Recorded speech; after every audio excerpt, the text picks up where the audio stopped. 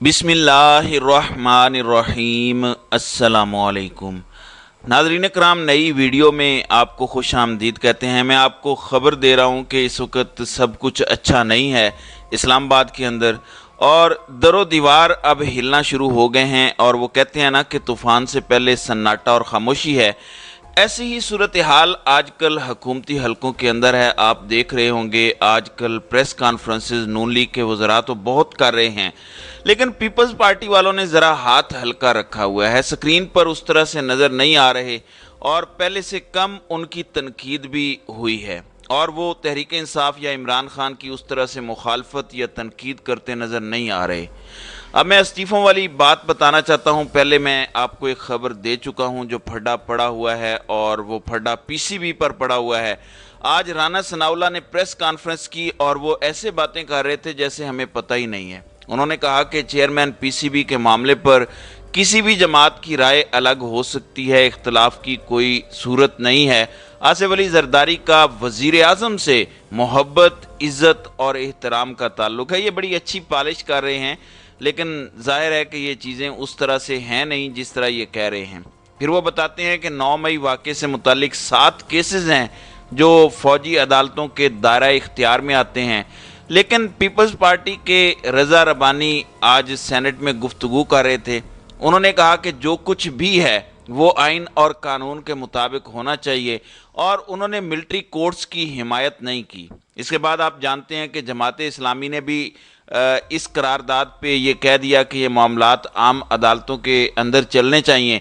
लेकिन जो इस्तीफ़ों का मामला है, मैं आपको बता रहा हूँ कि एयरपोर्ट पर इस वक्त अलर्ट की सूरत हाल है, ये उससे एक अलग मामला है। इस्लामाबाद के अंदर एक इस्तीफ़ा मांगा गया है, और इसके अलावा एक और ख़बर भी देता हूँ जो दावा किया जा रहा है। दावा ये हुआ है कि राना सनाउल्लाह जो वज़ीर दाखिला हैं उनका और जो इंटीरियर सेक्रेटरी या होम सेक्रेटरी जिसे कहते हैं उनके दरमियान मुबैना तौर पर तलख कलामी की खबर है। गो के राना सनाउल्लाह ने प्रेस कॉन्फ्रेंस में ऐसी किसी भी तलख कलामी या तू तकरार की नफ़ी की है और कहा है कि ऐसी कोई बात नहीं है, और उनके मुताबिक ऐसा कुछ नहीं हुआ। दूसरा एक और मामला है, इलेक्शन और इलेक्टोरल रोल में इसकी बड़ी अहमियत है। नादरा में इस वक्त तारिक मलिक साहब चेयरमैन हैं, और उनको पाकिस्तान तहरीक इंसाफ ने चेयरमैन के तौर पर अपॉइंट किया था। ये बात आपने याद रखनी है। ये जो तारिक मलिक साहब हैं, इनसे एक दफ़ा पहले भी इस्तीफ़ा लिया गया था, और तब भी इन्हें मुस्लिम लीग नून ने ही हटाया था। अब ये जो मौजूदा चेयरमैन नादरा हैं, इत्तलाआत के मुताबिक इनको राना सनाउल्लाह ने मैसेज कन्वे किया है कि आप रिज़ाइन करें, आप घर जाएं, और उसके बाद देखा जाएगा। अब इस पर भी फड्डा पड़ गया है। मैं इस हवाले से आज की प्रेस कॉन्फ्रेंस में क्या कहा गया बता देता हूँ।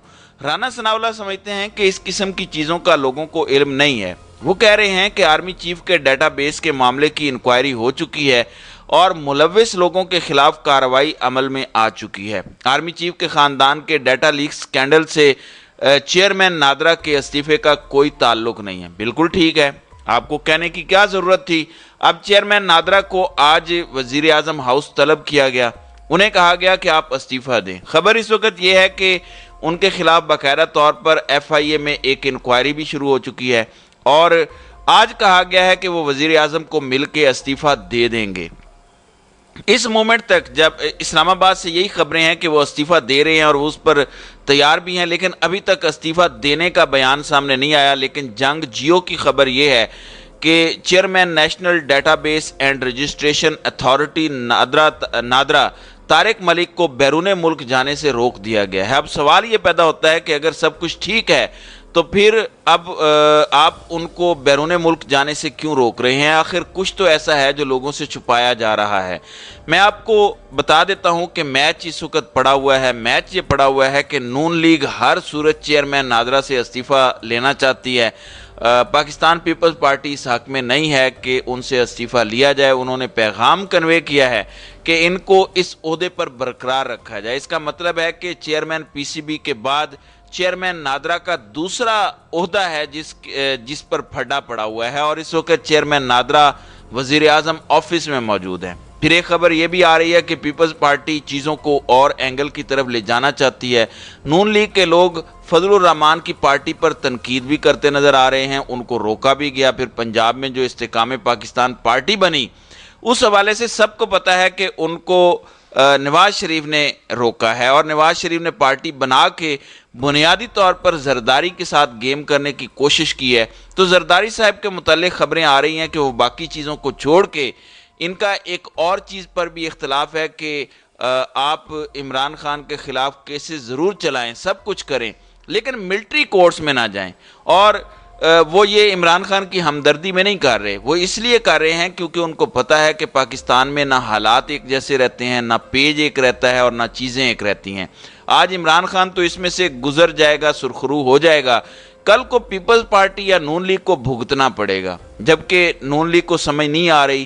نون لیگ کا ایک گروپ تو یہ کہتا ہے کہ عمران خان کو کرش کرنے کے لیے کسی بھی حد تک جانا پڑتا ہے تو چلے جائیں۔ اب اس چیز کو لے کے خبریں یہ بھی ہیں کہ کوئی ایسا معاملہ آیا تو پیپلز پارٹی ریزائن کر کے اپوزیشن بینچز پر جائے گی، لیکن ناظرین کرام یہ بات پریکٹیکل نظر نہیں آتی۔ اس کی وجہ یہ ہے کہ اگر آپ ریزائن کریں گے تو اعتماد کی طرف، اعتماد کے ووٹ کی طرف جانا پڑے گا، اور شہباز شریف کے پاس نمبرز کم ہو جائیں گے تو حکومت ہی نہیں چل پائے گی۔ تو یہ چیز جو ہے پریکٹیکل نہیں ہے۔ خبریں اس وقت یہ ہیں کہ اس وقت یہ بھی میچ چل رہا ہے کہ بلاول بھٹو زرداری ریزائن کر کے راجہ ریاض کی جگہ پر چلے جائیں۔ اب اس میں ایک پرابلم ہے، اب پیپلز پارٹی ایسا کیوں کر رہی ہے؟ کیونکہ اگر راجہ ریاض اپوزیشن ہوا تو راجہ ریاض اور مسلم لیگ نون تو ایک ہی ہیں، اور راجہ ریاض نے ہی وہ نام دینے ہیں جب نگران سیٹ اپ آئے گا تو ہاؤس آف دا لیڈر اور اپوزیشن لیڈر دونوں مل کے یہ طے کرتے ہیں، تو ادھر بھی نون لیگ کا بندہ ہے اور ادھر اپوزیشن پر بھی نون لیگ کا بندہ بیٹھا ہے۔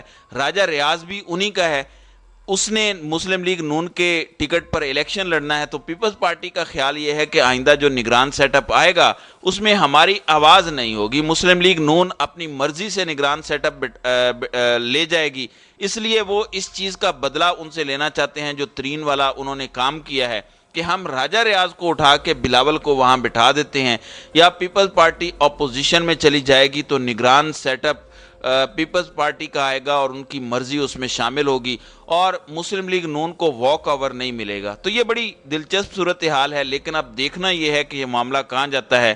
اب یہ کوئی زیادہ لمبی چوڑی بات نہیں ہے، اب جو لڑائیاں بند کمروں کے اندر تھیں یا بڑی خاموشی کے ساتھ ہو رہی تھیں، وہ لڑائیاں اب کھل کے ہونا شروع ہو گئی ہیں، لیکن ملک کو نقصان ہو رہا ہے۔ ملک کو کیسے نقصان ہو رہا ہے؟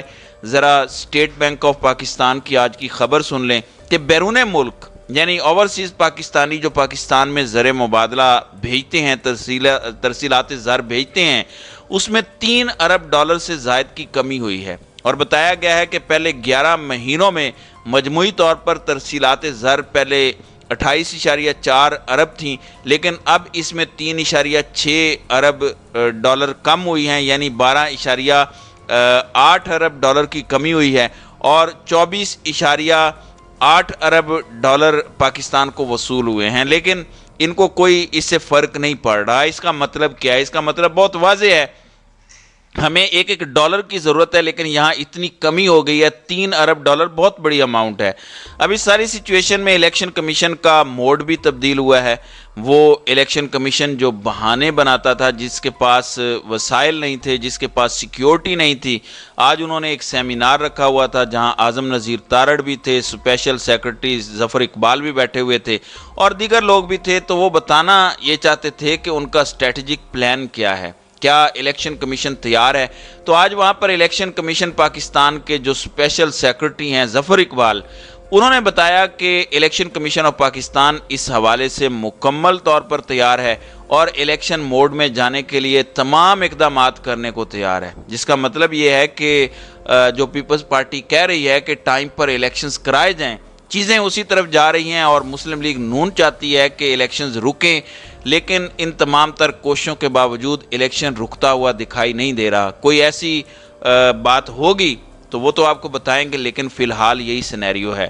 تو ناظرین اکرام، آپ کی اس ویڈیو کے حوالے سے کیا رائے ہے؟ آپ اپنی رائے کا اظہار کامنٹ سیکشن میں ضرور کیجیے گا۔